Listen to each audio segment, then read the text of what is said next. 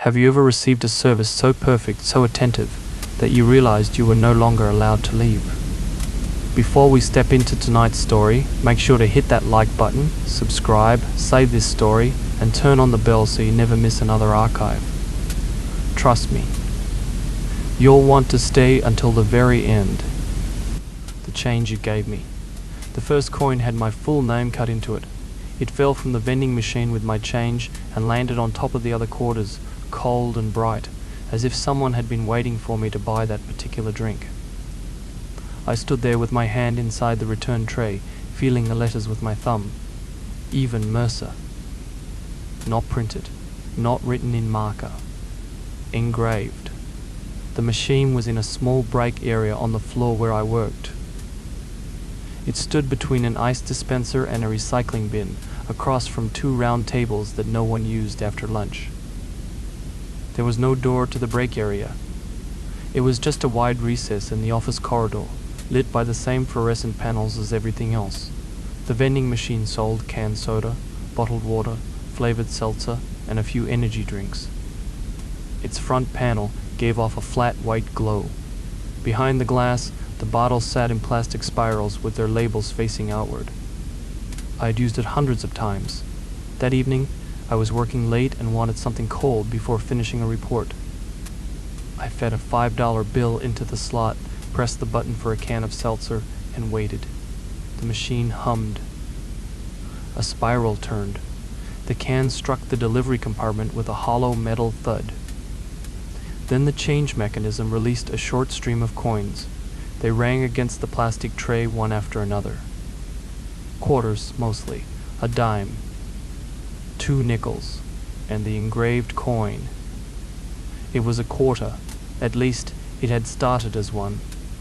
The familiar ridged edge was worn smooth in several places, and I could still make out parts of the design beneath the lettering. My name had been cut across one face in clean capital letters. I counted the change. The machine had given me 25 cents too much.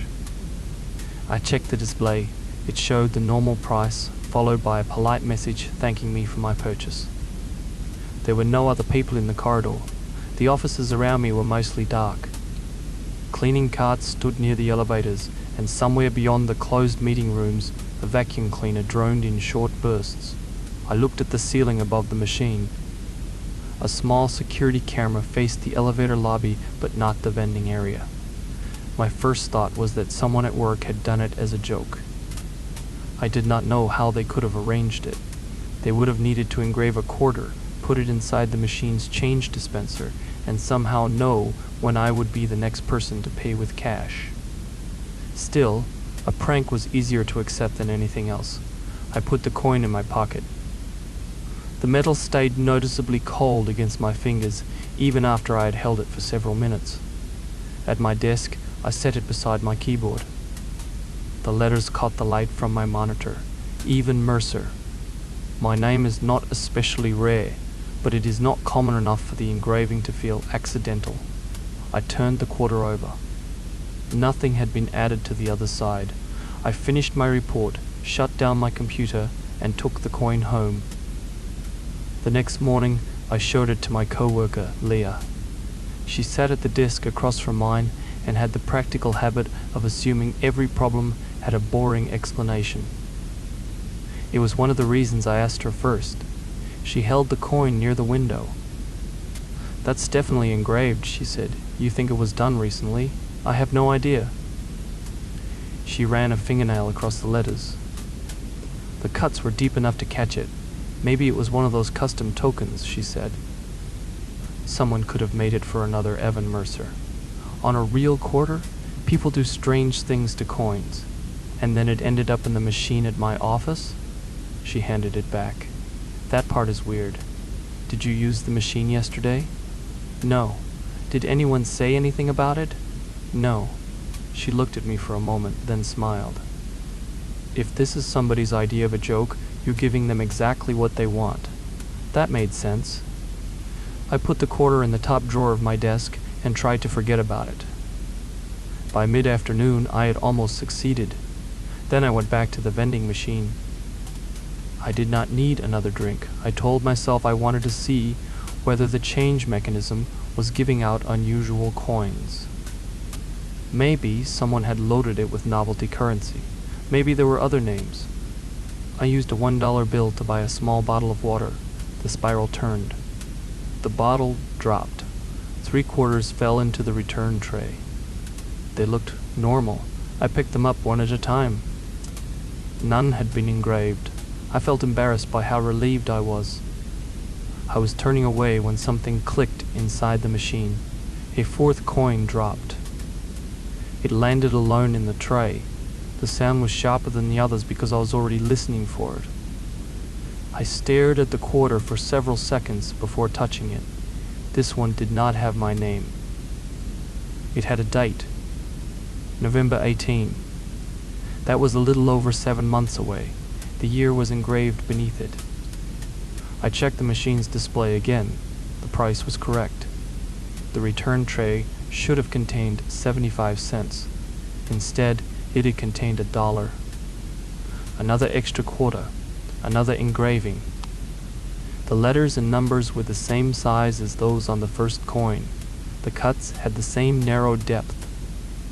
Whoever made them had used the same tool or the same machine. I carried the quarter back to my desk and placed it beside the first. Leah watched me do it. "You bought another one?" "I bought water." She picked up the dated quarter. "What's November 18th? "I don't know." "Birthday?" "No." "Appointment?" "No." "Work deadline?" "Not that I'm aware of." She checked her calendar. I checked mine. There was nothing scheduled for that date. We searched the company calendar too. No meeting, no planned office closure, no event I had forgotten. Leah placed the 2 quarters side by side. "Someone is messing with you," she said. "How?" "I don't know. That's the part I'm asking about." "Then stop buying things from the machine." Her suggestion was reasonable. I followed it for 4 days. During that time, I inspected the first 2 coins whenever I was alone. I weighed them on a kitchen scale. Both were slightly lighter than an ordinary quarter, probably because of the metal removed by the engraving. I tried washing the letters away with soap. I rubbed them with a cloth. I left the dated coin in a glass of warm water. Nothing changed. I searched online for both inscriptions. My name brought up the usual scattered results, most of them unrelated to me. The date brought up thousands of ordinary pages. There was no connection between them. On the 5th day, I asked the building's facilities manager about the vending machine. His name was Paul. He worked from an office near the loading area and carried a ring of access keys that clicked against his belt when he walked. He came upstairs with me and opened the machine's service panel. The smell that came out was warm and metallic. Dust had collected around the ventilation slots.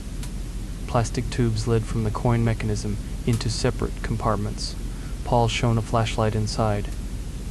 "Looks normal," he said. "Can you see what coins are in there?" Not without pulling the tubes. "Could someone put a specific coin into the change mechanism?" The vendor could. "Anyone else?" "Not unless they had the service key." "Who has that?" "The vending company." He closed the panel. What exactly happened?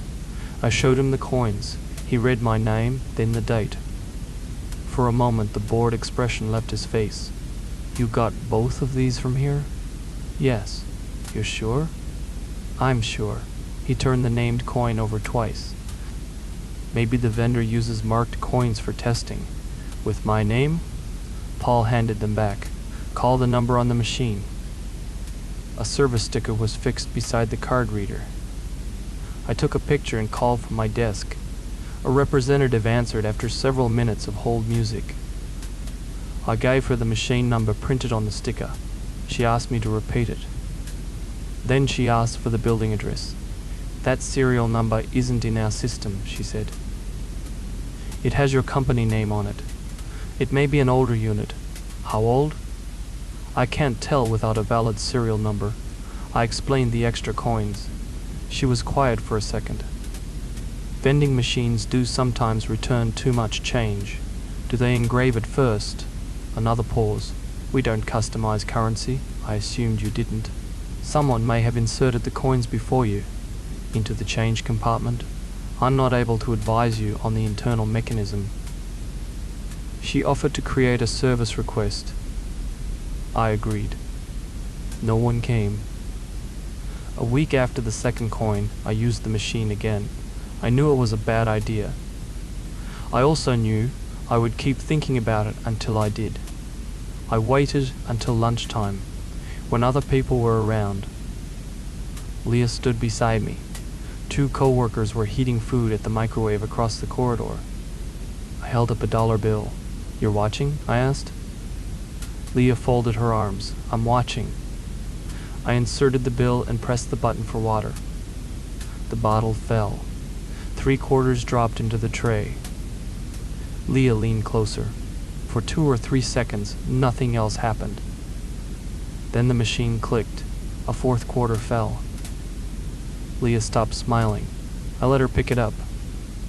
The date engraved on it was OCTOBR2, more than a month earlier than the date on the previous coin. She turned it over and checked the return tray, as though another explanation might be hiding there. "You saw that," I said. "I saw it. I didn't put anything in." "I know." The 2 co-workers near the microwave looked over. Leah closed her hand around the quarter. "Let's not make this a whole office thing." Back at our desks, we compared all 3 coins. My name. November 18, October 2. The dates were moving backward, not backward from the current day. Both were still in the future, but the second dated coin was closer. Leah opened a spreadsheet. She entered the purchase dates, engraved dates, and the number of days between them. "You think it's counting down," she said. "I think it looks like it is." "To what?" "I don't know. November 18th was first. Then October 2nd. Maybe they're random. Maybe. I wanted that to be true." Leah kept the October coin in her desk overnight. The next morning, she returned it in a small plastic envelope. "I don't want it near me," she said. "Did something happen?" "No." "Then why don't you want it?" She pushed the envelope across the desk. "Because it has nothing to do with me." I understood what she meant. The coins felt personal, even when they carried no name. I placed all 3 in an empty mint tin at home. Every time I opened it, they lay in the same order, though I never arranged them that way. The named coin on the left. November in the middle. October on the right. I mixed them several times. I shook the closed tin and set it down. Whenever I checked later, the dates ran from farthest to nearest. I told myself the movement happened because the tin was slightly tilted. The explanation did not need to be convincing. It only needed to exist. The next coin came from a different machine. That mattered to me more than the date. I had stopped using the machine on my floor. Instead, I went to the lobby cafe for coffee. One afternoon, the cafe had already closed, and I noticed another vending machine near the parking garage elevators. It was a different model, older, narrower. It sold candy and chips instead of drinks. There was no cash in my wallet, so I used my card. The payment reader approved the purchase. A packet of crackers fell into the lower compartment. Then a quarter dropped into the coin return. There was no reason for the machine to give me change. I had paid the exact amount by card. I crouched and looked into the tray. The quarter lay beneath the small plastic flap. SCP-Timber 11. I left it there. I took the crackers and walked away. At the elevator, I looked back. The quarter was still visible inside the tray, reflecting the white light from the machine. I pressed the elevator button. Nothing happened. I pressed it again. Behind me, the quarter dropped a second time. I heard the metallic ping clearly, even though it had already been in the tray. When I looked back, it was gone. I found it in my coat pocket later. It was resting beneath my keys. I did not remember touching it. I called Leah from the train home. I used a different machine, I said. She was quiet. And it gave me another one. What date? September 11th. That's closer. I know. How much closer? I had already calculated it. About 5 months. Leah exhaled. Stop testing it. I wasn't testing it. I bought crackers. You chose a vending machine. That isn't the same thing. It is now. The following morning we updated the spreadsheet. The engraved dates were not decreasing by a fixed amount. The first gap had been 47 days. The second was 21. There was no clean mathematical pattern. What mattered was that each date was closer to the present than the previous one. I stopped buying from vending machines. For almost 3 weeks, there were no new coins. Nothing else happened. No strange messages. No unexplained charges. No unusual noises in my apartment. Life continued in the boring way I wanted it to. I went to work. I answered emails. I bought drinks from the cafe. I carried a reusable bottle. The vending machine remained in the break area, glowing at the edge of my vision whenever I passed it. It began to bother me that avoiding it worked. If the coins had appeared somewhere else, I could have treated them as a broader problem. A stalker, a prank, a mistake in my memory. Instead, the machine waited. It did nothing until I paid it. That made the choice feel like mine. At the end of the 3rd week, I stayed late to help finish a proposal. The building was quiet by the time I left my desk. The cleaning crew had already passed through, leaving the carpet marked with long parallel lines. I had a headache. My bottle was empty. The vending machine's lights seemed unusually bright in the dark corridor. I walked past it. Then I stopped. There was no good reason to turn around. I could refill my bottle in the restroom. I could wait until I got home. I could buy something at the station. Instead, I stood in front of the rows of cold drinks and felt an embarrassing need to know the next date. Not what it meant, just how much closer it had become. I used my card. The reader approved the purchase. A bottle rotated forward and dropped. The coin followed immediately. August 23. The interval had shortened again. I picked up the quarter and held it beneath the vending machine's light. The metal had a dull yellow tint around the engraved numbers. There was grime pressed into the narrow cuts, as if the date had been there for years. That detail made no sense. I had been imagining a person engraving the coins shortly before placing them in the machines. But this coin looked old, not antique. Simply handled, spent, passed from one pocket to another, long enough for oil and dirt to settle inside the letters. I took it to a jewelry repair shop the next weekend. The person behind the counter examined it under a magnifying lens. Machine engraved, she said. Recently? No way to tell. What about the discoloration? She rotated the coin beneath a small lamp. Could be artificial aging. Could be ordinary dirt. Does it look like someone engraved the date and then made the coin look older? She lowered the lens. Why would someone do that? I don't know. She handed it back. That's usually a sign the question won't help. I asked if she could remove the engraving, not without taking off most of the surface. That's fine. It won't turn it back into a normal coin. I don't need it to be normal. She looked at me for a moment, then refused. Defacing currency gets complicated, she said. I'd rather not. I put the quarter back in its envelope. Before I left, she asked what the date meant. I don't know. Then maybe don't keep it. I tried not keeping the coins. I carried the mint tin to a public fountain in a shopping plaza and emptied it into the water. 5 quarters struck the tiled bottom. They settled among ordinary coins beneath the rippling surface. My name flashed once as the coin turned. Then it landed face down. I stood there long enough to be certain I had released all of them. When I got home, the tin was on my kitchen counter. I had left it there, empty. I opened it. The engraved coins were inside. They were wet. Small drops of water clung to the metal and gathered in the corners of the tin.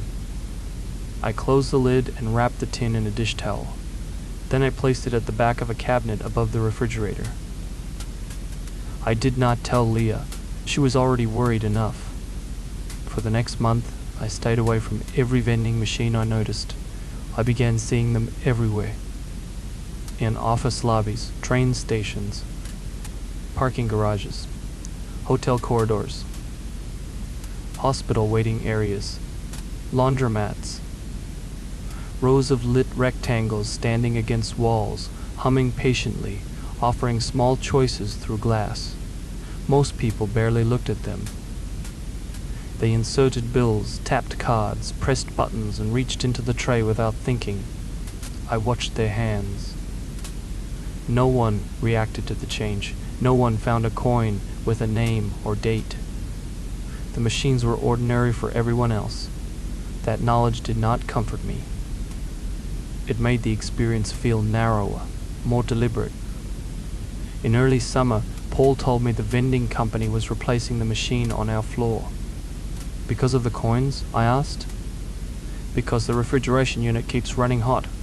I didn't know it was broken. Drinks in the back row aren't staying cold. 2 workers removed the machine on a wheeled dolly. I watched from the end of the corridor. When they tilted it backwards, something shifted inside. A large quantity of coins slid against metal with a heavy, continuous sound. One of the workers looked at the machine. "That's a lot of change," he said. The other shrugged. They wheeled it into the service elevator. A new machine arrived that afternoon. It was smaller and quieter. It accepted mobile payments and displayed animated advertisements across a bright digital screen. The coin slot looked almost decorative. Paul peeled the protective film from his card reader. "There," he said. Fresh start.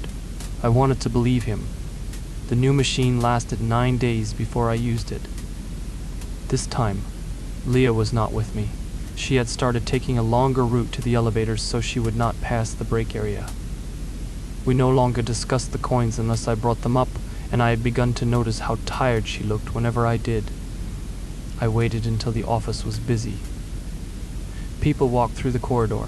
Someone stood at the ice dispenser. 2 people were talking beside the tables. I used my card to buy a soda. The can fell. The return mechanism clicked. A quarter dropped.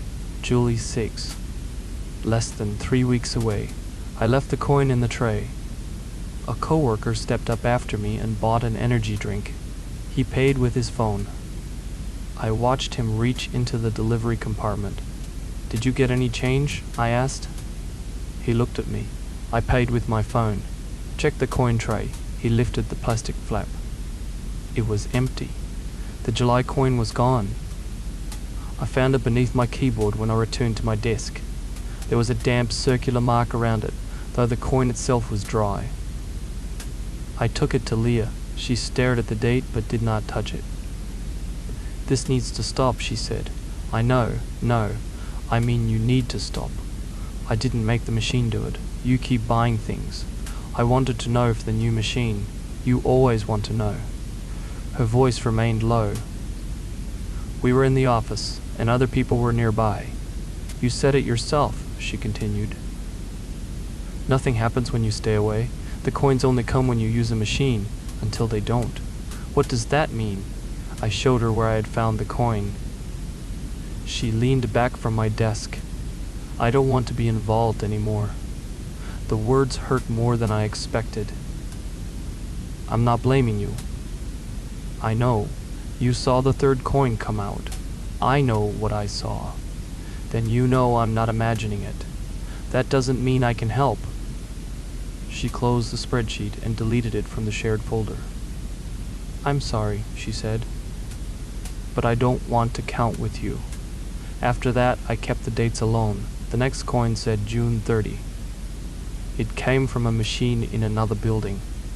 I had gone to a professional seminar and spent the afternoon in a conference center I had never visited before. During a break, I bought coffee from a machine near the restrooms. It did not accept coins or bills.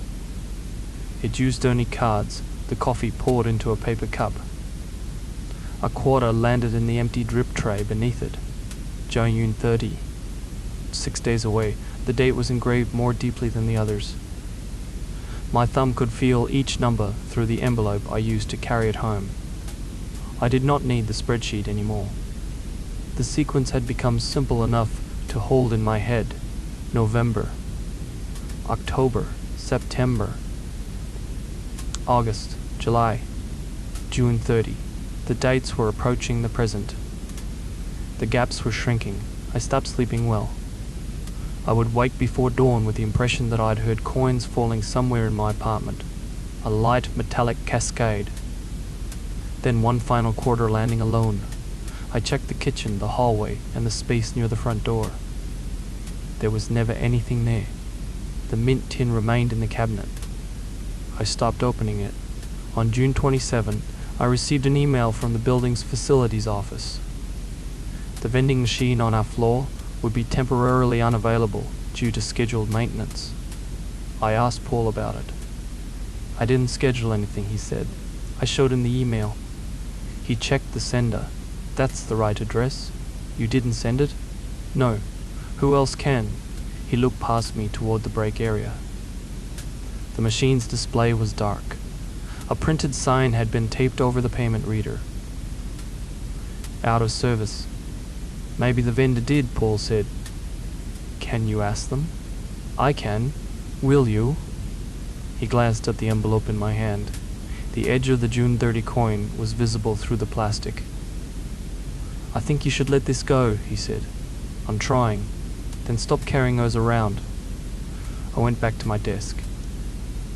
That afternoon, the machine remained dark. The fluorescent lights above it had also gone out, leaving the entire recess dimmer than the corridor. At the end of the day, I passed it on my way to the elevators. The OUT of service sign had fallen to the floor. The display was still dark. Inside the machine, every product spiral was empty.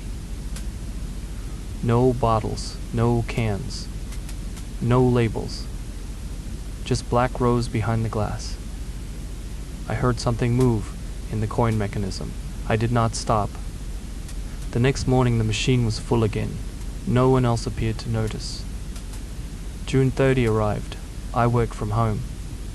I turned off my phone, shut the blinds, and stayed inside all day. I had groceries. I had water. I had no reason to leave. Nothing happened. The apartment remained quiet. Morning became afternoon. Afternoon became evening. I watched the date change on the clock at midnight. June 30 ended. The world did not. I sat on my couch in the dark and felt relief move through me so quickly that it almost made me dizzy. The date had meant nothing. Maybe all the dates meant nothing. Maybe someone had chosen them at random. Maybe the shrinking intervals were a coincidence. I had arranged into a pattern because I was afraid. I slept for nearly 10 hours. When I returned to work the following day, the vending machine was operating normally. I did not use it. For 2 weeks, there were no more coins. I began to think June 30 had been the end of the sequence. Then I passed a vending machine in a train station and heard a quarter drop inside it. No one was standing nearby. I kept walking. The sound followed me through the station, not continuously. One metallic click at a time. A coin landing in a tray. A pause. Another landing farther ahead. I did not look at any of the machines. When I reached the street, the sound stopped. That evening, I opened the mint tin for the first time in months. There was a new coin inside. July 19. The date was tomorrow. I had not purchased anything. I took the tin to my desk and emptied it. The coins fell across the wood in a loose line. My name. November 18, October 2, September 11, August 23, July 6, June 30, July 19. The final date did not fit the countdown. It came after June 30. It was ahead of the present by 1 day. I checked every coin again. The sequence seemed to have crossed something. The dates had approached June 30, reached it, and then continued on the other side. I did not understand whether that made the situation better or worse. On July 19, nothing happened. No new coin appeared. No message arrived. By midnight, I felt foolish again. The next week, I made a mistake. I used a vending machine without thinking. It was in the lobby of a different office building. I had gone there for a meeting and arrived early. The lobby was warm and I wanted water. I tapped my card. The bottle dropped. A coin followed. July 28, 3 days away. I stood with the bottle in one hand and the coin in the other. The machine's refrigeration fan blew warm air across my shoes. The dates had started moving closer again, but now they were approaching from the future, 1 day at a time. The next coin said, July 30. It appeared after I bought a packet of gum from a machine in the parking garage. I had not realized the date was tomorrow until I reached my car. I drove home with the coin in the cup holder. At every turn, it rolled against the plastic with a soft, circular scrape. July 30 passed without incident. I did not use another machine. On the morning of July 31, I found a coin in my jacket pocket. July 31. Today. I had not bought anything. That was the first time the machine's rule changed completely. Before then, even the coin in the mint tin could be blamed on a sound I had heard near a vending machine. I could tell myself I had touched a tray without remembering, or picked it up automatically. The July 31 coin had no path. I had worn the jacket the day before. The pockets had been empty. The quarter was colder than the others. The engraving filled nearly the entire face. July 31. Day. The word had been added beneath the date. I called in sick. I put the coin on the kitchen table and sat across from it. For several hours, sunlight moved slowly across the room. The bright edge reached the quarter, passed over it, and continued toward the wall.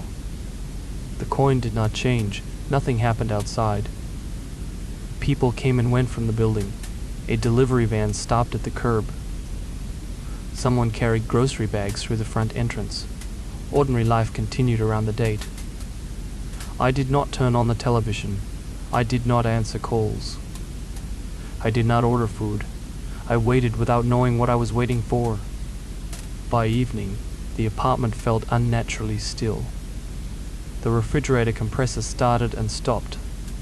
Pipes shifted inside the walls. The elevator moved somewhere beyond the hallway. Each small sound made me look at the coin. At midnight, the date ended. Again, nothing happened. I remained at the table for a long time after the clock changed. Eventually, I placed the quarter in the mint tin with the others. I did not feel relieved. The first countdown had reached June 30 and continued. This one had reached today. I could not tell whether something had failed to occur or whether the date itself was the event. The next morning, I went to work. The office was quiet because I arrived early. I passed the break area on the way to my desk. I did not look directly at the vending machine. Then I noticed the small plastic door over the retrieval compartment was hanging open. The machine had not been used. Its display showed the idle advertisement. The card reader was dark. No product spiral was turning. Something bright rested inside the delivery tray. I stopped several feet away. The object was a quarter. I could see the engraving from where I stood. Hey Ujichu, tomorrow. I had not inserted money. I had not touched the machine. I had not bought anything. It no longer needed me to buy anything. Some services never stop running, and some routines never end. If this story sent a chill down your spine, don't leave yourself in the dark. Subscribe now, click that bell, and check out the full playlists on my channel for more strange and unrelenting tales. The next file is already waiting for you.